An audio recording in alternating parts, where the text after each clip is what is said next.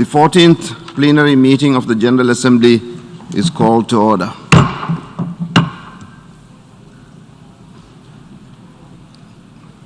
I would like to remind members of the following mitigation measures that are in place for this meeting. All delegates are required to wear a face mask covering at all times whilst in public space and in General Assembly Hall, except when directly addressing the meeting. The size of a delegation should not exceed 4 delegates in the General Assembly Hall. We shall now continue the general debate. The Assembly will hear an address by His Excellency Narendra Modi, Prime Minister of the Republic of India. May I request protocol to escort His Excellency.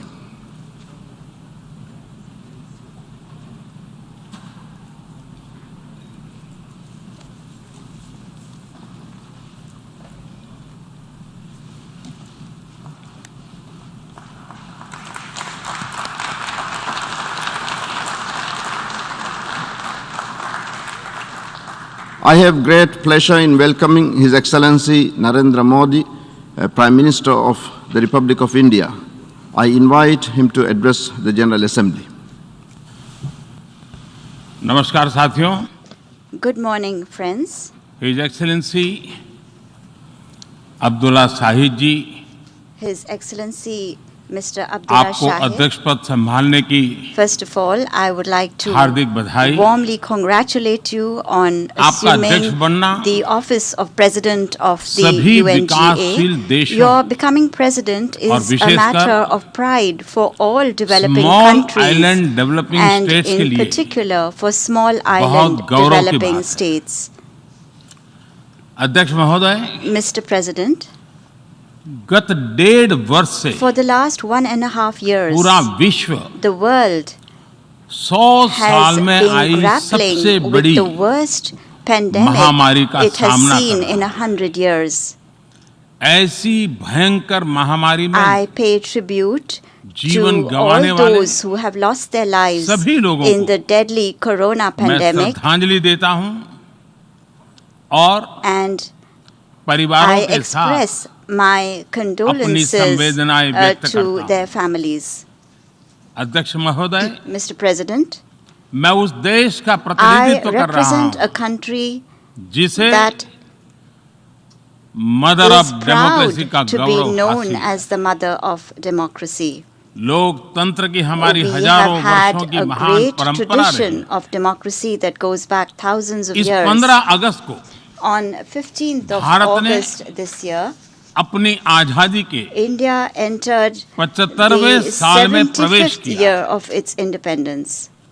हमारी विविधता Our diversity हमारे सशक्त लोकतंत्र is की the पहचान है. identity of our strong एक ऐसा democracy. देश It is a country जिसमें that has दर्जनों भाषाएं dozens हैं, of languages, सैकड़ों बोलियां हैं, hundreds of dialects, अलग अलग रहन सहन different खान पान. lifestyles and cuisines. ये vibrant This is democracy the का best बेहतरीन example of a उदाहरण है. vibrant democracy.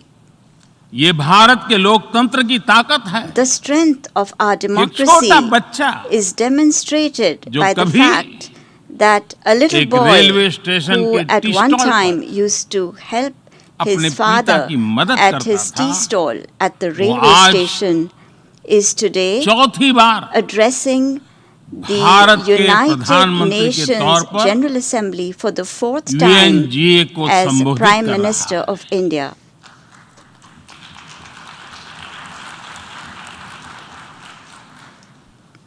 सबसे लंबे समय तक I will soon Gujarat have का spent 20 मुख्यमंत्री years serving और my फिर countrymen as पिछले head of 7 साल government. से First as the Bharat longest के serving प्रधानमंत्री Chief के Minister तौर पर of मुझे Gujarat and then head of as government Prime की Minister भूमिका में for the last 7 years. देशवासियों की सेवा करते हुए 20 साल हो रहे हैं और And मैं अपने I अनुभव am से कह saying रहा this to हूं, you from my own Yes. experience. Yes, democracy can deliver. democracy can deliver. Yes, Yes, democracy has delivered. अध्यक्ष महोदय, Mr. President, एकात्म मानव दर्शन के today is प्रणेता the birth anniversary Pandit of Deendayal Pandit Upadhyay ji की आज Deen जन्म Dayal Jayanti. Upadhyay, the proponent of Ekatma Manav Darshan. एकात्म मानव दर्शन यानी Ekatma Manav Darshan integral means humanism, integral humanism, अर्थात or स्व से the development समष्टि journey तक undertaken विकास और together, विस्तार the की expansion सहयात्रा। from the self to the universe, expansion of the self, expansion of the self, moving from moving individual to from the the society, individual to society, the nation to the nation, and entire and humanity। to entire humanity. और ये चिंतन And this philosophy Antyodaya को is समर्पित है। dedicated to Antyodaya. Antyodaya को आज की परिभाषा The में modern day where definition no one of is left behind कहा Antyodaya जाता है। is where no one is left इसी भावना behind. के साथ It is with this principle Bharat आज in mind that India integrated, today is moving equitable forward on the path of development की राह पर आगे बढ़ integrated, रहा है। equitable development. Vikas Our priority is सर्वसमावेशी हो, that development should be all-inclusive, सर्वस्पर्शी हो, all-pervasive, सर्वव्यापी हो, universal, सर्वपोषक and हो। one that nurtures all. यही हमारी प्राथमिकता है। बीते 7 वर्षों में During the last 7 years, Bharat में India has 43 brought crore over से ज्यादा लोगों को 430 million people बैंकिंग who व्यवस्था were से जोड़ा previously गया है, unbanked into जो the अब banking तक system. इससे वंचित थे। आज Today, 36 over करोड़ से अधिक ऐसे लोगों को भी 360 million people बीमा सुरक्षा who कवच मिला है, earlier could जो not पहले even imagine इस बारे में this सोच was भी नहीं possible, now have insurance coverage 50 as crore से security ज्यादा लोगों को by giving over 500 मुफ्त इलाज million की people सुविधा देकर the facility of free Bharat ने treatment in hospitals. उन्हें quality India health has service से given them जोड़ा। access to quality health Bharat ने services 3 करोड़ by पक्के घर building बनाकर 30 million बेघर, proper homes.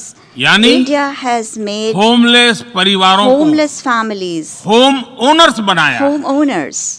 अध्यक्ष महोदय, Mr. President, प्रदूषित पानी polluted water भारत ही नहीं is a very big पूरे problem, विश्व not just for और India, खासकर but for the entire गरीब और world, and विकासशील in देशों particular की for poor and बहुत developing बड़ी countries. समस्या है।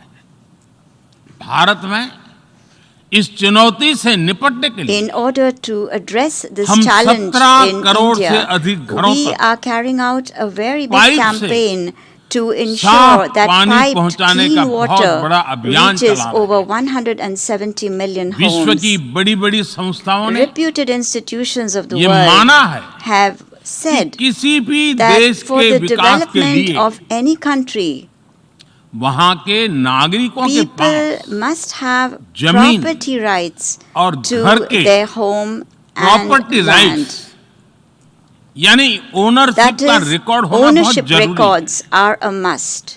दुनिया के बड़े-बड़े देशों In में the most developed बड़ी countries, संख्या में ऐसे there लोग are a हैं large number of जिनके people pass who do not have जमीनों property और घरों rights के to their land and property homes. Rights नहीं है। आज हम Today, भारत we के are using 6 लाख से drones अधिक गांवों in में India to map over drone से 600,000 villages. मैपिंग कराकर And करोड़ों by लोगों doing को so, we are उनके giving घर people there और digital जमीन का records of their digital homes record and देने में land. जुटे हैं। ये digital record These digital records property पर विवाद not only कम करने के reduce साथ ही property disputes, access to credit but will also give people bank loan तक increased access to लोगों की credit पहुंच बढ़ा रहा and है। bank loans. अध्यक्ष महोदय, Mr. President, आज विश्व का today हर छठा every व्यक्ति 6th person in the भारतीय world है। is Indian. जब भारतीयों की प्रगति होती When है Indians make progress, तो विश्व के विकास it को भी also गति gives मिलती an है। impetus to the development of the world. When India grows, When India the grows, world grows. the world grows. When India reforms, When India the reforms, world transforms. the world transforms. Bharat में हो रहे The Science और technology and आधारित technology-based innovations taking place in विश्व की India बहुत मदद कर can सकते make हैं। a big contribution to the world. हमारे टेक सॉल्यूशंस का The स्केल scalability of और our उनकी tech कम लागत solutions and their cost दोनों effectiveness are both अतुलनीय है। unparalleled. हमारे unified Over payment interface 3.5 billion UPI transactions are taking आज place every month Bharat in में India हर through महीने our unified payment interface 350 crore से UPI. ज्यादा ट्रांजैक्शन हो रहे हैं। भारत का vaccine delivery India's platform vaccine delivery platform, CoWIN, एक ही दिन में offers digital support करोड़ों वैक्सीन to डोज लगाने के लिए register the administration digital of support they millions रहा of है। vaccine doses in a अध्यक्ष single महोदय, day. Mr. President, सेवा परमो धर्मः, the India that puts into practice सेवा परमो the धर्मः को जीने वाला principle Bharat of Seva Parmo Dharma, सीमित which means संसाधनों के service is बावजूद the भी highest religion, is today vaccination putting all development efforts into vaccine और development manufacturing में and manufacturing जी जान से जुटा। despite its limited resources. मैं यूएनजीए I को would like to inform ये जानकारी देना the चाहता हूं UNGA कि भारत that ने India दुनिया has की developed पहली the world's first दुनिया की पहली the DNA world's vaccine first DNA विकसित कर ली है, vaccine, जिसे and this vaccine 12 साल can की be आयु से ज्यादा के administered to सभी लोगों anyone को above the age of लगाया जा 12. सकता है। एक और Another vaccine, mRNA vaccine an mRNA अपने vaccine, डेवलपमेंट के is आखिरी in चरण the में। final stages of development. Bharat के वैज्ञानिक Indian कोरोना scientists की are एक also नेजल वैक्सीन working के निर्माण में on भी the जुटे। development of a nasal vaccine for the मानवता के प्रति coronavirus.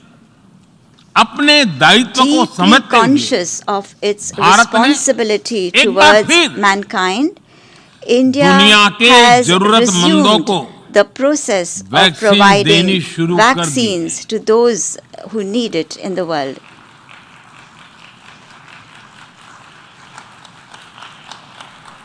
मैं आज Today, दुनिया भर के I vaccine also extend manufacturers को भी an invitation आमंत्रित to करता हूं। vaccine come manufacturers from across the Come. world. Come, make vaccine in India. make vaccine in India. अध्यक्ष महोदय, Mr. President, आज हम सब जानते हैं all of us, कि मानव जीवन में how important टेक्नोलॉजी का कितना technology महत्व is है, in the lives of people today. लेकिन बदलते हुए However, विश्व में In this ever-changing world, technology it is equally with important democratic to values ensure technology ये सुनिश्चित with करना भी democratic आवश्यक है। values.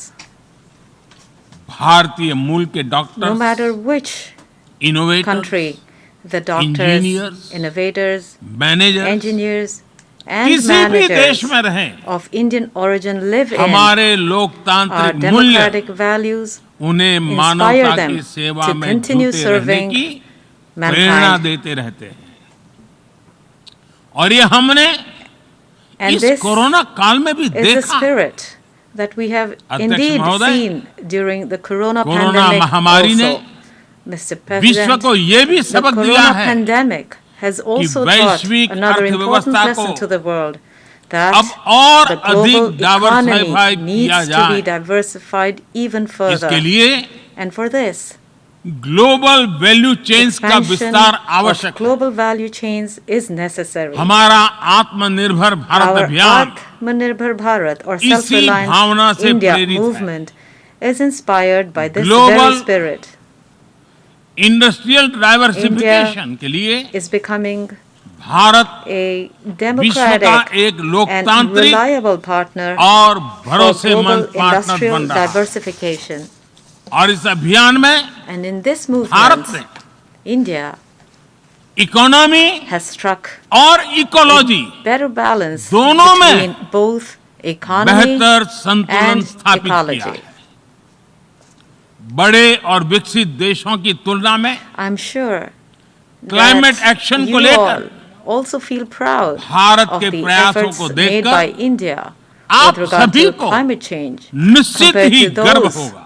made by big and आज developed भारत nations. Today, बहुत तेजी के India is साथ moving forward 450 with great speed gigawatt towards its target of renewable energy 450 के लक्ष्य की तरफ बढ़ gigawatts रहा है। of renewable energy. हम भारत को We दुनिया have का also सबसे बड़ा started work on making green India the hydrogen world's hub बनाने largest के अभियान में भी green hydrogen जुट गए hub. हैं।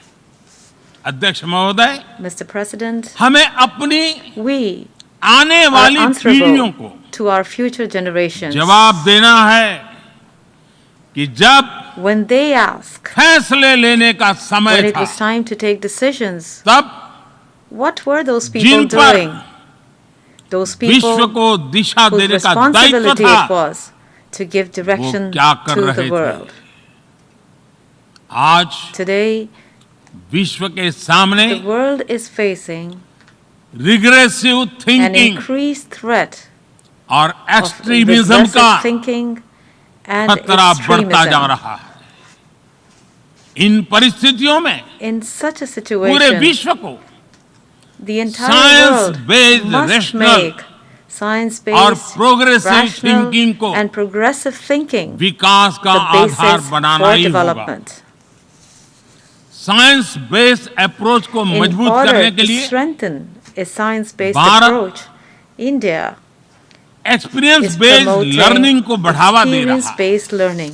हमारे यहाँ In स्कूलों India, में in हजारों schools, thousands Atal of tinkering adult lab खोली tinkering गई है। labs have been set up. Incubators बने हैं We have also और set up incubators एक मजबूत and a startup strong ecosystem startup विकसित हुआ। ecosystem has been developed. अपनी आजादी के 75 वर्ष के उपलक्ष्य में On the occasion of the जब हम 75th आजादी year का अमृत of its महोत्सव मना रहे हैं, independence, when we are celebrating the Bharat Azadi Ka Amrit Festival, 75 ऐसे India सैटेलाइट्स को is अंतरिक्ष going में to भेजने वाला launch है 75 जो satellites भारतीय into विद्यार्थी space that school are being कॉलेजों में made बना by रहे हैं। Indian students in schools and अध्यक्ष जी, colleges.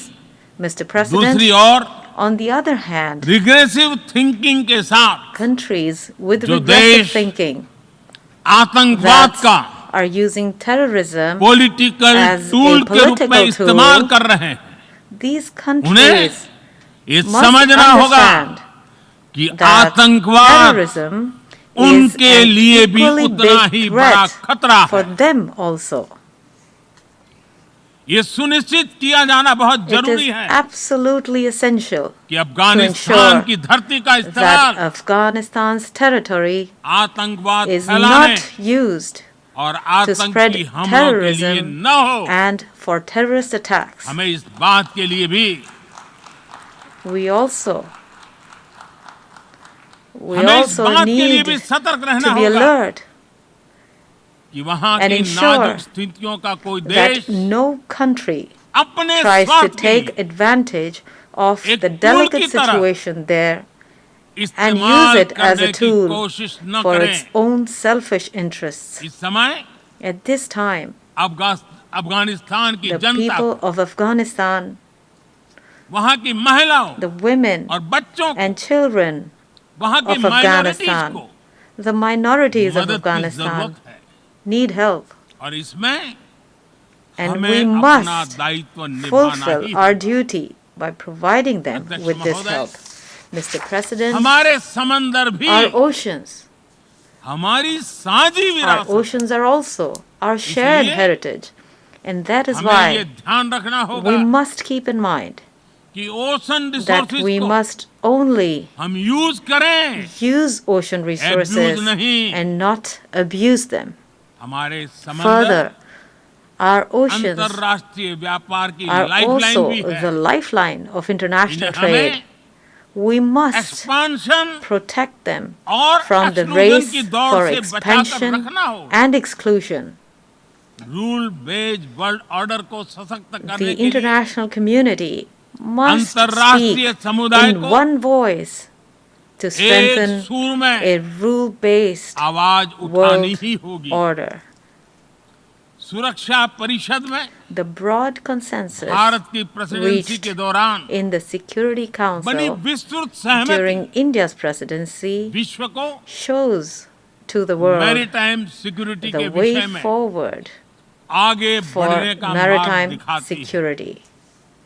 अध्यक्ष महोदय, Mr. President, भारत के the महान great कूटनीतिज्ञ diplomat of India, Acharya Chanakya Acharya ने Chanakya, सदियों पहले said कहा था, this कालाति hundreds of years ago. Kalati क्रमात् काल kal एव eva फलं phalam पिबति। pibati. जब सही When समय पर सही The कार्य right नहीं किया action is जाता, not taken at the तो right समय time, he then it is उस time कार्य itself की सफलता को that causes समाप्त कर देता the है। action to fail. संयुक्त राष्ट्र If को खुद को the United Nations प्रासंगिक बनाए रखना wants है, to remain relevant, उसे it will need अपनी to इफेक्टिवनेस को improve सुधारना its होगा, effectiveness and रिलायबिलिटी को बढ़ाना होगा। enhance its reliability. यूएन पर आज कई तरह के Today, सवाल खड़े हो रहे हैं। all kinds of questions are being in raised सवाल को about the UN. हमने We have seen Climate such crisis में questions देखा being है, raised related to Covid the के climate दौरान देखा है, crisis, and we also दुनिया saw के them कई during हिस्सों में COVID. चल रही proxy The war, proxy war going आतंकवाद, on in और many अभी parts of the world, Afghanistan के terrorism, संकट ने and the recent in Afghan सवालों crisis को और have गहरा further कर दिया। highlighted the seriousness of these questions Covid के ओरिजिन के संदर्भ with में regard to the origin और of COVID, ease or of doing business ranking को regarding लेकर the ease of doing business ranking. वैश्विक गवर्नेंस से जुड़ी संस्थाओं Institutions ने of global governance दशकों के परिश्रम से have बनी अपनी damaged विश्वसनीयता the को credibility they नुकसान had पहुंचाया built, है। which was a result of ये आवश्यक decades है of hard work. कि हम It is essential यूएन को that global we order, constantly strengthen the global UN laws, in order to और safeguard ग्लोबल global वैल्यूज के order, संरक्षण के लिए global laws निरंतर सुदृढ़ and करें। global values. मैं नोबेल पुरस्कार विजेता I would like to end Gurudev my address Rabindranath with the Tagore ji words के of the Nobel शब्दों के laureate साथ Gurudev अपनी बात Rabindranath समाप्त कर रहा हूं। Tagore. शुभो कर्म Shubho पोथे, Kormopothe, शुभो Shubho Kormopothe, Kormopothe, धोरो निर्भयोगान, Dhoro Nirbhayogan, शोभ दुर्बल Shob Shonyosh, Durbol, Shonyosh, Hok Aboshan, Hok Aboshan, अर्थात which means अपने शुभ कर्म पथ पर boldly proceed निर्भीक होकर आगे on your बढ़ो। path of good deeds. सभी दुर्बलताएं May you और overcome शंकाएं all समाप्त हो। weaknesses and doubts. ये संदेश आज के संदर्भ में In the context of the current संयुक्त time, राष्ट्र के लिए this जितना message is प्रासंगिक as है, relevant उतना to he every responsible her nation जिम्मेदार as it देश के is लिए भी to the United Nations. उतना ही प्रासंगिक। मुझे विश्वास है I'm confident हम सबका प्रयास that our efforts विश्व में will enhance शांति और peace सौहार्द and बढ़ाएगा, harmony in the world विश्व को and will स्वस्थ, make the world सुरक्षित और healthy, समृद्ध बनाएगा। safe, and इन्हीं prosperous. शुभकामनाओं के With साथ these good wishes, बहुत बहुत I धन्यवाद। thank you all. नमस्कार। Namaskar.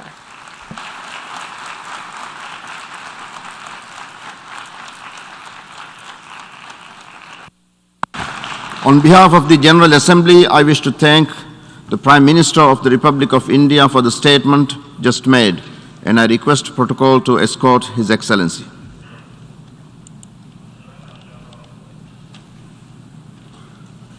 I now give the floor to the distinguished representative of St. Lucia to introduce an address by the head of government.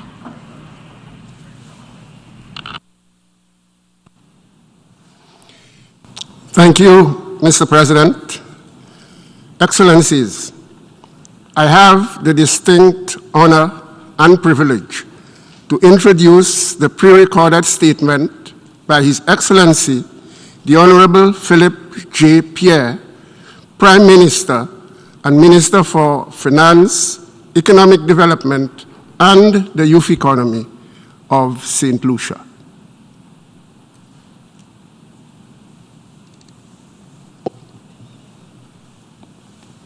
Mr. President, colleague heads of government and foreign ministers, country representatives, and members of country delegations, I bring you warm greetings from the most beautiful piece of territory on earth, the sovereign state of St. Lucia.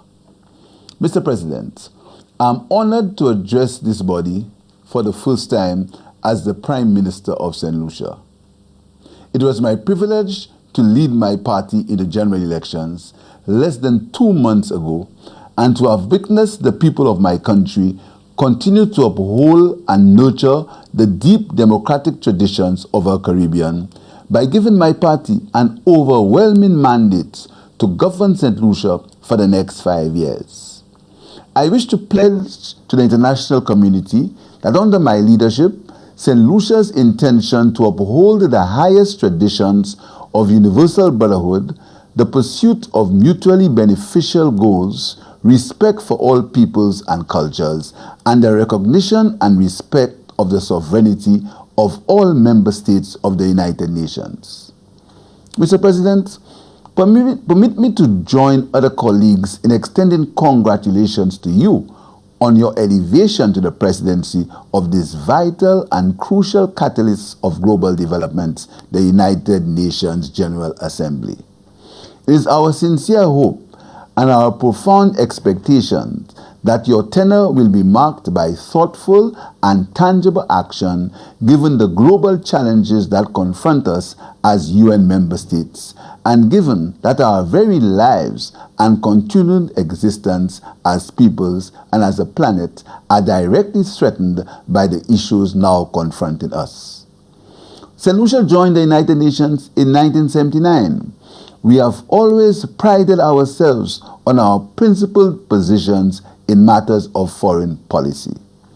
If there were any recent doubts about St. Lucia's adherence to these basic principles, I am here to reassure you that St. Lucia subscribes fully to and stands firmly on the principles of non-interference in the internal politics of nations. In pursuit of our sustainable development goals, we shall be, in the words of Barbados' independence pioneer and late Prime Minister, the Right Honourable Errol Walton Barrow, friends of all but satellites of none.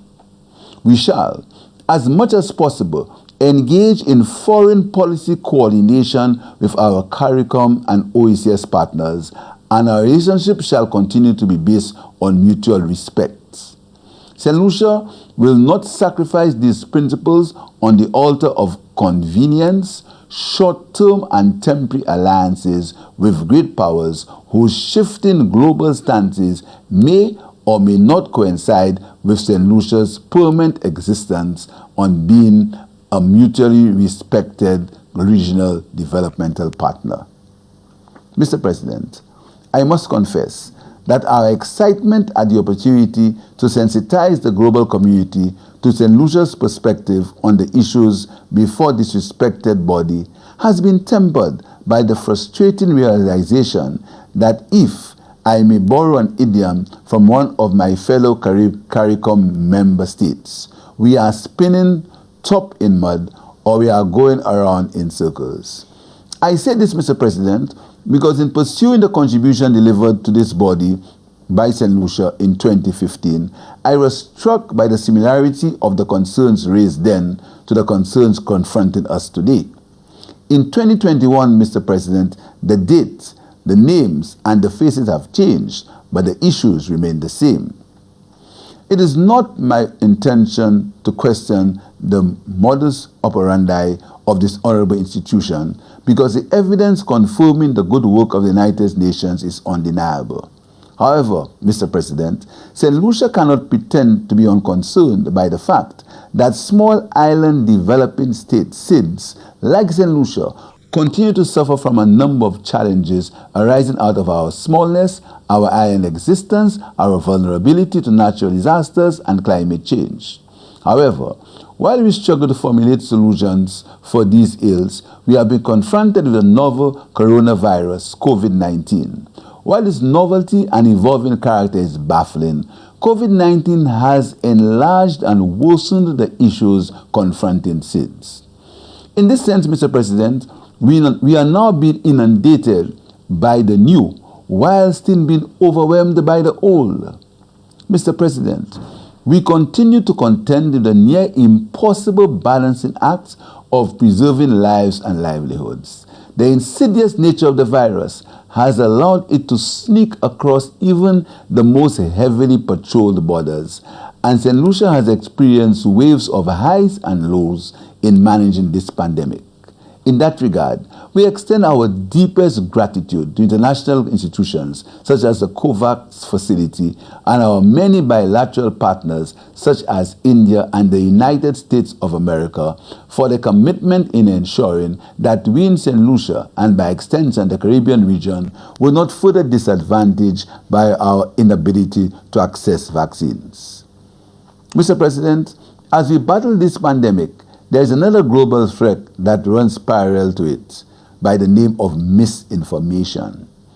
The governor of St. Lucia has embarked upon a robust education program to encourage our population to get vaccinated, as realistically, this is the only way to reduce, eliminate, and eradicate the risk and restrictions caused by this pandemic and permit us to rebuild our economies and societies stronger. However, we have witnessed in dismay the politics at play, even in the midst of this pandemic, as various countries create their lists of recognized and unrecognized vaccines, with certain privileges awarded to global citizens who have opted for certain branded vaccines over others. We have witnessed vaccine apartheid in various forms, and not only in terms of production and distribution. Some countries which have stockpiled vaccines are now in the middle of debates about third doses and boosters, while other countries watch helplessly as COVID-19 related deaths continue to rise for want of a jab. Mr. President, in St. Lucia, we recognize all vaccines that are endorsed and administered by our country's respective government, as we have entrusted sovereign states with the responsibility of following the science. In this regard, we call for the standardization of vaccine privileges across the global community as it relates to quarantine, isolation, and other related requirements. St. Lucia, like many other countries, is grappling with a decline in investment, trade, remittances, and a growing debt burdens. There is an urgent need to accelerate global momentum towards the ambitious targets across various international agreements and developmental agendas. A common thread across these instruments is the need to address the unique and vulnerabilities and special circumstances of SIDS. St. Lucia and all SIDS continue to face huge spending needs to finance the immediate health responses that are well beyond our capacities. Such a shift in focus will reverse achievements in sustainable development goals, implementation, and in building climate resilience. Therefore, St. Lucia stands in solidarity with all SIDS in calling for an abolition of current classical economics criteria for accessing concessional development finance. These indicators erroneously paint a picture of national prosperity that lies in stark contrast to existing realities. Mr. President, St. Lucia is calling for the adoption of a global vulnerability index by international institutions. This index should include variables such as vulnerability to adverse weather systems and natural disasters, historical disadvantages arising out of plunder, colonization, and exploitation, and the vagaries of the economic activities which such states depend on for survival. Such a global vulnerability index will ensure that access to concessional development finance is granted based on the criteria that consider the true context of our fragile economies, which are constantly on the threat of regression due to natural, man-made, or political disasters. St. Lucia also calls for immediate measures to safeguard the solvency of SIDS, which have disproportionately affected during the pandemic. These measures must include debt restructuring and write-offs, support to strengthen health systems, more equitable distribution and access to vaccines, and assistance for recovery that meets the demands of the developmental model adopted in the beneficiary country and is consistent with our current socio-economic environment. Mr. President, the pandemic seems to have slowed down everything but the deterioration of our beloved planet Earth. Climate change continues to wreak havoc across all areas of the globe. While COVID-19 now grabs the headlines, it's a fact that the pandemic emerged at a time when the world was already on an unsustainable path towards the 2030 agenda and the Sustainable Development Goals. With less than a decade left to achieve the 2030 agenda, the UN's decade of delivery requires urgent and adequate solutions towards salvaging our global living quarters. The resilience we need and the adaptations required system-wide to respond to COVID are directly relevant to the resilience and adaptation required for climate change. It can be argued that the COVID-19 pandemic and the climate change challenge confronts us with an intermeshed problem of symptom as cause and cause as symptom. It provides us a harsh and timely reminder that human health and planetary health are linked. Sadly, Mr. President, the cost of meeting these challenges and undertaking the resilience activities, whether it be for health or climate, is way beyond the financial reach of our small islands. We therefore appeal to all, especially those most able financially, to contribute towards our recovery efforts and to pay their commitments to the adaptation and mitigation funds so that SIDS can benefit. On the eve of COP26, we encourage the larger economies, the often major contributors to greenhouse gases, to honor their financial pledges. This will allow us, the smaller vulnerable economies whose contributions to greenhouse gases are often negligible, the fiscal room to build climate resilient societies. Mr. President, as we maneuver the turmoil of these unprecedented times, the young people must be brought into the mainstream of national development. Too often, the youth are placed on the back burner when things get rough and the belt used for economic tightening is strung around their very necks. Such an approach fails to consider the immense energy, enthusiasm, and creativity which young people bring to the developmental table. It is for this reason St. Lucia has prioritized the implementation of the youth economy as the new frontier of our economic development, formalized in a new government department under the purview of the Prime Minister, with the mandate of propelling our young people to turn their talents, skills, and hobbies into economic enterprises for their own empowerment. We see our young people as a resource to be molded and optimized, not as problems to be managed or solved. We believe that a country must consider the aspirations of its young citizens and turn them into concrete and practical assets, purposes, and goals. Mr. President, we are committed to improving the lives of our young people, especially the most vulnerable, and we are working with all citizens to assist them in transforming their lives and to make viable contributions to the economy.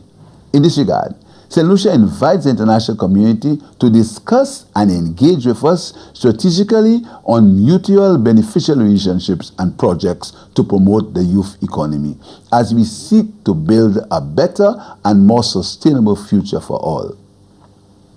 Mr. President, St. Lucia remains among a handful of countries which maintain official relations with the government of the Republic of Taiwan. We continue to plead the case to advance their cause to be acceptable as a legitimate participant in the global decision-making process. But, Mr. President, the development of St. Lucia will continue to be compromised as long as the development of our sister nation of Cuba continues to be frustrated by global political considerations. In this regard, Mr. President, St. Lucia encourages a revisiting of the chapter in history not too long ago, where diplomatic reconciliation had commenced between the United States of America and the Republic of Cuba under the Obama-Biden administration. In fact, then Vice President Biden was the chief envoy of the United States to Cuba, and it would be a signal achievement if, as president of the Biden-Harris administration, he were to bring his work on Cuba to its logical conclusion with the normalization of relations. Cuba continues to punch above its weight with its humanitarian efforts, playing its part in the global COVID-19 response despite its disadvantaged position in the international community. St. Lucia joins CARICOM and the global community in renewing calls for the United States to normalize its relations with Cuba and for the abolition of the existing embargo, which only serves as a hindrance to economic growth in Cuba and an obstacle to realizing full regional economic integration in the Caribbean.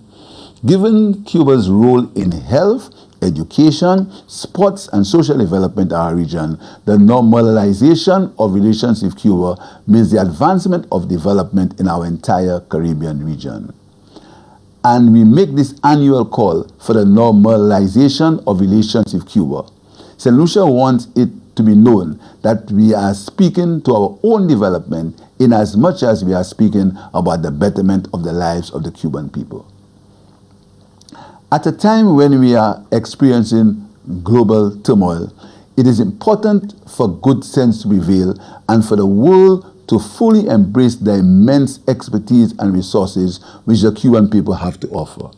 It is more than overdue for us to make right this grave injustice to Cuba that has deliberately cut them off from the global supply chain. The continuation of this embargo in 2021 is unconscionable. Mr. President, the situation in Venezuela concerns St. Lucia tremendously.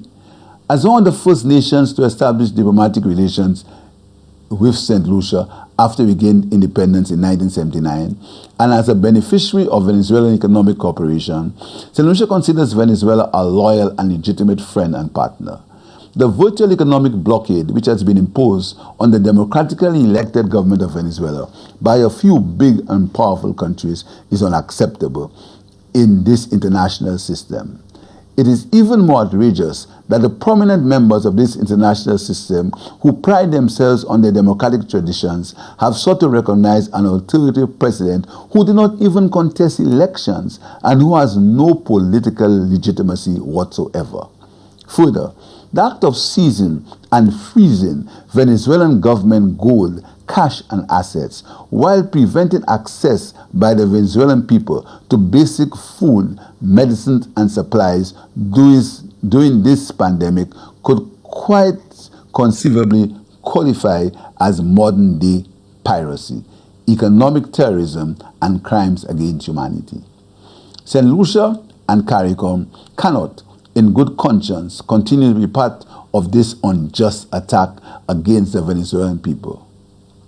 Mr. President, as I conclude, I again call for urgent consideration of the harsh reality and the many and continuing challenges confronted SIDS like St. Lucia.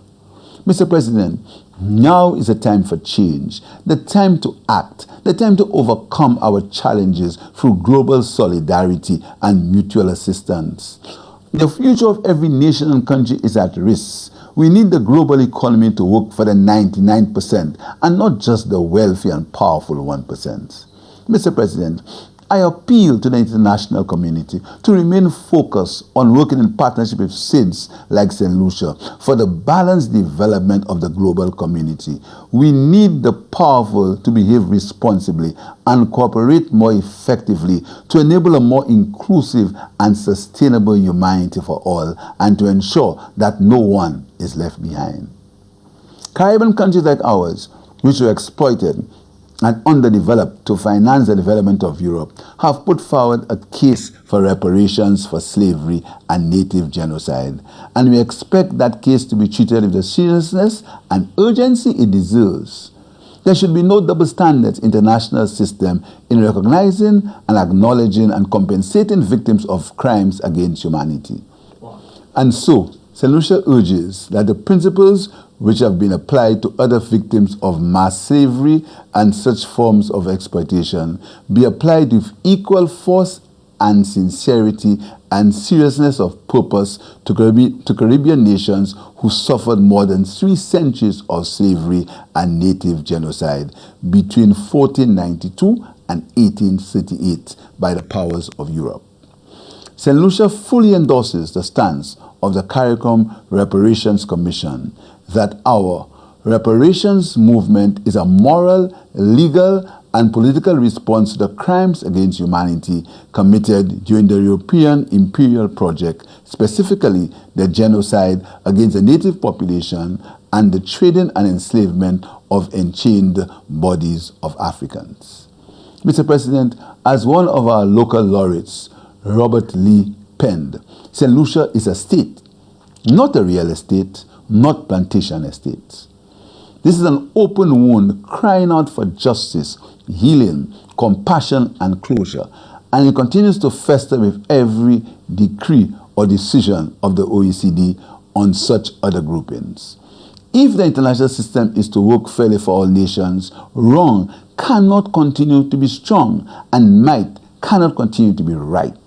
Let us therefore return to our core principles of peace, harmony, fairness, tolerance, and non-interference in the internal politics of sovereign states. Let us be guided by the golden cord of mutual respect and universal fraternity, particularly in these perilous times which demand that we recognize our common humanity above anything else. Mr. President, I continue to believe in dialogue, inclusion, fairness, and a common humanity.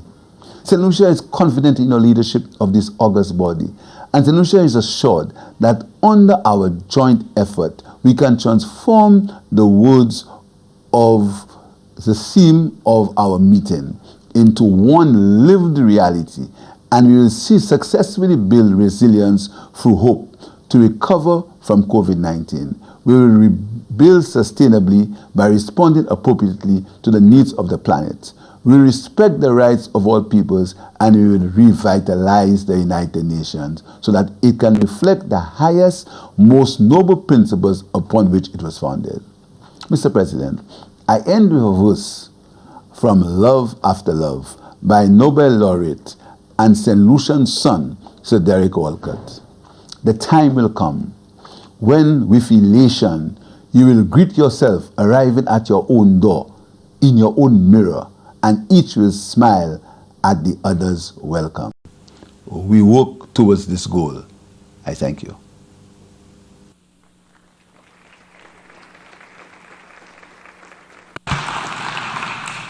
On behalf of the General Assembly, I wish to thank the Prime Minister and Minister for Finance, Economic Development and Youth Economy of St. Lucia for the statement just made. I now give the floor to the distinguished representative of Andorra to introduce an address by the head of government. Merci, Monsieur le Président. J'ai l'honneur de présenter le message préenregistré de Son Excellence Monsieur Javier Espot Zamora, chef du gouvernement de la Principauté d'Andorre.